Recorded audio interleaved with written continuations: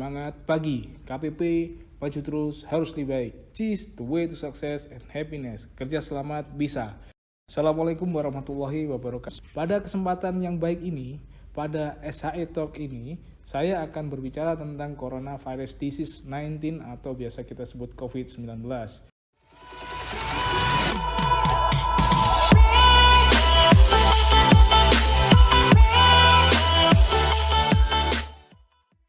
Pertanggal 21 Juli 2020 ini, tepat pukul 12 waktu Indonesia bagian Barat, di negara kita tercinta Indonesia, jumlah terpapar COVID-19 yang terkonfirmasi adalah 89.869 orang dengan persentase sembuh 53%, yakni 48.466 orang, dan yang meninggal dunia 4,8%, yakni 4.320 orang. Pada kuartal 1 2020, Menteri Keuangan Sri Mulyani, kita tumbuh 2,97%. Memang masih positif, namun lebih rendah dibandingkan rata-rata pertumbuhan yang biasanya di atas 5%, imbuh dari Bu Sri Mulyani. Salah satu kebijakan pemerintah dalam mengatasi perekonomian ini adalah dengan menetapkan Perpu 1 tahun 2020 menjadi Undang-Undang Nomor 2 tahun 2020 tentang kebijakan keuangan negara dan stabilitas sistem keuangan untuk penanganan pandemi coronavirus disease 2019 dan atau dalam rangka menghadapi ancaman yang membahayakan perekonomian nasional atau stabilitas sistem keuangan menjadi undang-undang. Undang-undang ini ditetapkan semata-mata untuk menstimulus ekonomi negara tercinta kita ini.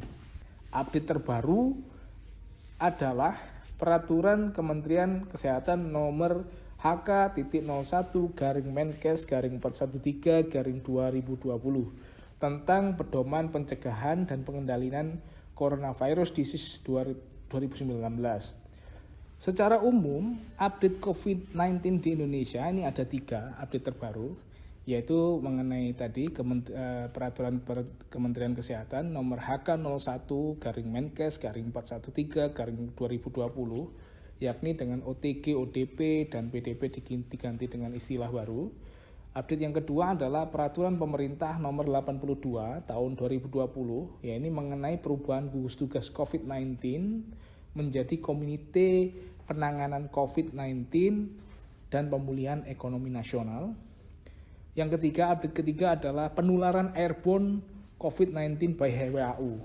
Jadi WHO pada tanggal 9 bulan Juli 2020 lalu menyatakan dalam rilisnya penyebaran melalui airborne tidak hanya terjadi melalui tindakan aerosol. Definisi airborne disease WHO by WHO yaitu adalah penyebaran agen infeksius yang disebabkan oleh penyebaran inti tetesan yang tetap menular ketika melayang di udara dalam jarak dan waktu yang sama. Dalam penelitian terbaru, potensi penularan airborne bisa terjadi di tempat keramaian, ruangan tertutup, dan ventilasi yang buruk. Pada resiko penularan adalah pada aktivitas yang menggunakan prosedur aerosol atau nebulizer. Bagaimana pencegahannya? Yaitu 1. Hindari pertemuan yang dihadiri banyak orang. 2. Selalu menggunakan masker. 3. Selalu physical distancing. Dan yang keempat, pastikan ruangan ventilasi baik dan cuci tangan.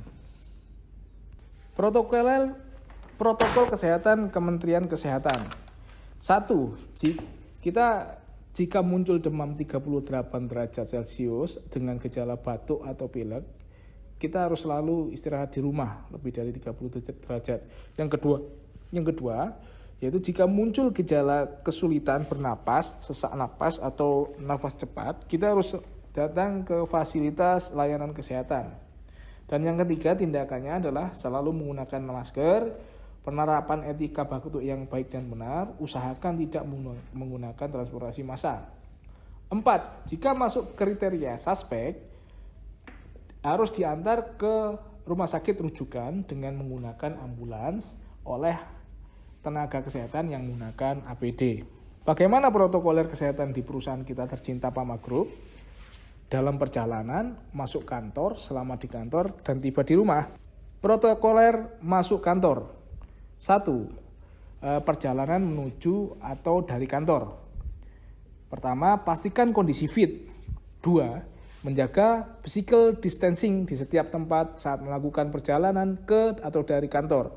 3. Menggunakan APD, sarung tangan, masker, hand sanitizer selama perjalanan. 4. Tidak menggunakan kendaraan umum. 5. Tidak mengunjungi tempat keramaian sebelum atau sesaat pulang kantor. 6. Sesampainya di rumah, segera membersihkan diri.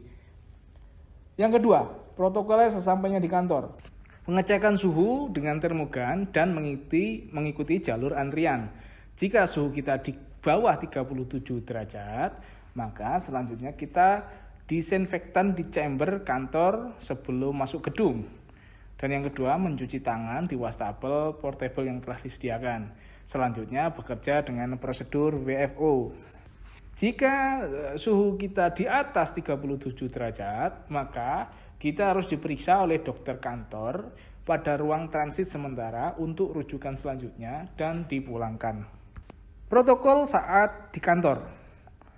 1. Wajib menggunakan masker saat berada di office yang dibawa secara pribadi. 2. Duduk sesuai tempat yang diatur oleh division head terkait sesuai aturan physical distancing. 3. Tidak memesan makanan dari luar, GoFood ataupun GrabFood. Diharapkan dapat membawa cemilan atau snack untuk menghindari pemesanan makanan luar kantor. 4. Dilarang merokok selama masa pandemi. 5. Penerimaan barang atau ekspedisi karyawan tetap di tempat khusus dan mengikuti protokol penerimaan barang. 6. Penerimaan tamu belum diperbolehkan dan akan dievaluasi lebih lanjut. Yang ketujuh, mengikuti pembatasan kapasitas di ruang meeting. Yang kedelapan, meeting tetap disarankan dilakukan dengan media online, Teams, WA, dan lain-lain. 9. Selalu menjalankan PHBS dan menjaga physical distancing selama berada di lingkungan kantor. 10. Jika ada gejala sakit, segera memeriksakan diri ke klinik kantor dan dirujuk ke rumah sakit rujukan untuk ditindaklanjuti dan dipulangkan. Yang 10, tetap mengisi form monitoring kesehatan di MUK aplikasi KPP. Fasilitas penunjang WFO. 1. Memastikan ketersediaan APD seperti masker, hand sanitizer, face shield. Face shield ini untuk digunakan untuk karyawan yang berinteraksi dengan tamu seperti security, resepsionis, food handler, petugas kesehatan atau ekspedisi. 2. Memastikan keberadaan hand sanitizer di area umum dan setiap ruangan. 3. Memastikan ketersediaan vitamin untuk penunjang imun kita.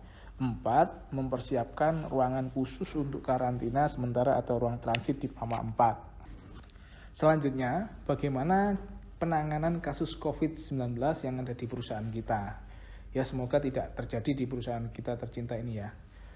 Jika ada karyawan dengan gejala, 1. Demam tinggi lebih dari 37,3 derajat, batuk pilek, nyeri tenggorokan, dan sesak napas, segera lakukan rujuk ke klinik PAMA-JIP. Setelah itu ada pemeriksaan, anamnesis, pemeriksaan fisik.